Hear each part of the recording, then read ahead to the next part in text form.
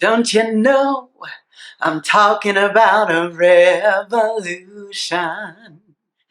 Hi, I am Reverend Amani Malaika, and welcome to week 2 of our series, Join the Revolution. And you know, one of the lines from that song, Tracy Chapman's song, is, "'Cause finally the tables are starting to turn. I'm talking about a revolution. Finally the tables are starting to turn. I'm talking about a revolution." The tables are starting to turn because this week I want to talk to you about the work that is required daily to really be a conscious part of the revolution, the spiritual revolution that is already underway. And, you know, last week we talked about being, which is not a verb, total noun. What do you need to do to be and allow? And this week I want to turn the tables and start talking about the doing, the spiritual practices and choices that you and I have a duty, I believe, as divinely anointed and appointed beings on this planet right here and right now in this moment in history. And part of that doing is, what does the day-to-day look like? What are the small choices you and I make on a day-to-day basis in order to bring our whole, divinely gorgeous, authentically, uniquely made beings to the table of life? You know, and it's not an accident that the name of our center is a Center for Spiritual Living. The Center for Spiritual Living. And living is what you and I are up to on a day-to-day basis. So what does it require for you to live spiritually? To attend to your whole true nature every day spiritually. And that is one of the elements of consciously participating in this spiritual revolution. And I want to share a quote with you from Richard Rohr, the founder of this Center for Action and Contemplation here in Albuquerque. And he says, "We do not think ourselves into a new way of living. We live ourselves into a new way of thinking." And what you and I know as spiritual beings, as beings in this spiritual realm, this material realm, this manifest reality that is the life of the Holy Blessed One, is this idea that you and I need to change our thinking in order to change our lives. And I think in metaphysical communities and for sure in communities like the Centers for Spiritual Living and others, there's an emphasis on changing your thinking, and there's not as much emphasis on changing your action, your activity. And what I also want to remind you, if you don't already know this, is the mission at the center here is to transform lives and transform community through love in action. Love in action. And so this idea of the action required in this work, in this transformation work, in this spiritual revolution work, is the heart of our mission.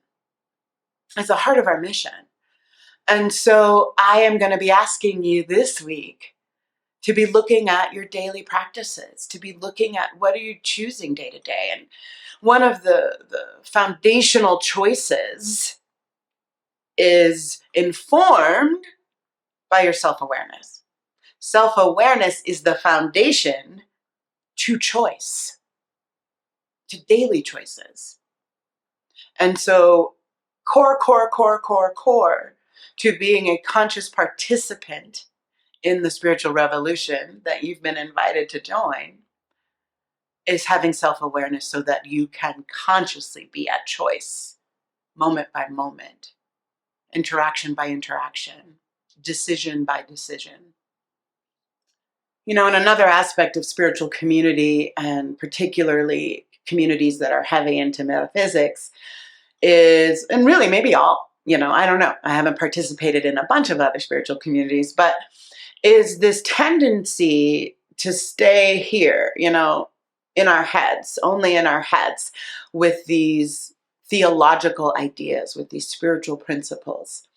And to say that you believe that God is good, that you believe that the divine is omnipresent, which means that you believe that the divine is present in all places at all times, never missing, which means the divine is present in you right now, and the divine is present in me, and life itself, and every living creature, right? These are some of the principles, spiritual principles in this community.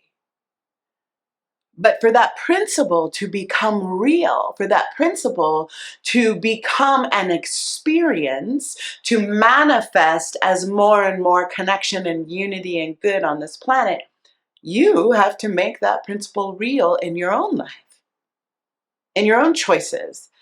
The values you say you believe in have to become real in how you live, in the choices that you make. This is where the action comes in. And it also comes into play in growing your capacity to discern and be honest in your assessment of how are your choices aligning with what you say you believe, what you say you value. And I know that some of that stuff is really messy and tricky, like it's unconscious. You know, that image of the mountain rising out of the ocean, and what is conscious is the mountaintop that you can see, and what is unconscious is the much larger portion of the mountain that is underneath the water, that is unseen. And so growing the capacity to really understand the places that you are in alignment and maybe the places that you are out of alignment is practice. It's part of spiritual practice. It is part of the action you and I get to take as spiritual revolutionaries so that consciousness can be greater, so that alignment with what you say you believe, with what I say I believe and value, actually is part of what I make decisions from, what you make decisions from. Your behavior is in alignment with all of these principles and values. And what I have understood in my own life is simply writing about or affirming through affirmations or meditating on or praying on changing my thinking hasn't been enough. You know, there are really deeply entrenched false narratives and misbeliefs, internalized crap, as I talked about last week, that are really difficult to change. It's not so simple. Change your thinking, change your life. Some of those deeply entrenched crappy ideas, particularly the ones that you hold about yourself, that I've held about myself, are difficult to change. And the way that I have found change in those thoughts and those beliefs has been through active choices, new choices. Some people call it faking it till you make it. And there's a place for that in this work, where you act in a new way, even if you haven't quite yet changed your thinking, changed your belief around it. And so the story from my own life that I can share about ways that I have done this is changing my belief about myself that I grew up with, that there was no way I could ever be pretty or attractive or thought of as beautiful because I was fat. Anybody else? Anybody else grow up with a weight thing and just inherently understood being fat with being ugly? They were one and the same, synonymous. And I was handed that belief by my family, who was handed that belief by their parents. And I bought it, hook, line, and sinker for a bunch of years. It just didn't occur to me that you could be fat and pretty or fat and attractive, that fat wasn't bad and ugly. I mean, I was well into my 20s, nearly 30, before I had the thought that I could be pretty, that I could be desired or attractive. So I want to share a story with the activity that led to me having a change in thinking, the way that I lived myself into a new way of thinking and believing about myself. So as many of you know, and if you don't know, I was a professional singer in my younger life. And, spent a lot of time in bars doing the work that was mine to do at the time. And one of the things that I did in that work, in that way of being, was I would often just put on the costumes, right? I was a glitter girl. I was a colored hair girl. I was sexy outfit girl. And I did this practice as really an armor, because I had this belief that I was not attractive. I was not sexy. That was not possible because, I was a size, I don't know, at the time, 16. And that size was bigger and smaller at times, but always considered overweight. And so I had this practice of dressing this way. I also, at that time, had already been some years into a meditation practice and a cognitive therapy practice. So I had some skills at paying attention to my thoughts. I had awareness that I understood that I did not find myself beautiful. I knew that I believed that. And I knew that it was not how I wanted to see myself or think of myself. But I had not, as of yet, found a new thought, a new belief about myself. So there was an evening, I was in Chicago, and I was not performing that night, but I was out in a bar hanging out with friends. I had the armor on. I had the super cute pleather pants, like the cutest. Low-waisted, very tight. I don't remember what my top was, but it was cute. I had all the armor on. I was looking good. And I was sitting with friends at a table, and my friends looked at me and they said, "Oh my God, Amani, literally every eye in the bar is on you. Like, you are the hot girl in the bar right now." And I was like, huh? What? What is happening? What? I'm the hot girl in the bar? What? And I turned around and I noticed what was happening in the room. And I noticed all these eyes on me. And I noticed dudes coming over to send me drinks. And I was like, wow, I am the hot girl in the room. I did not know that that was a possibility for me. I had never been the hot girl in the room before, consciously. Maybe I had been and had no idea because I didn't have the capacity to see that, given what I believed about myself. And yet, that experience, I got to leave that bar with a new belief.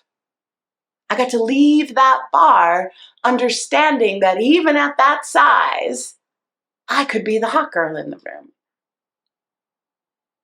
So what I want to share with you is a practice.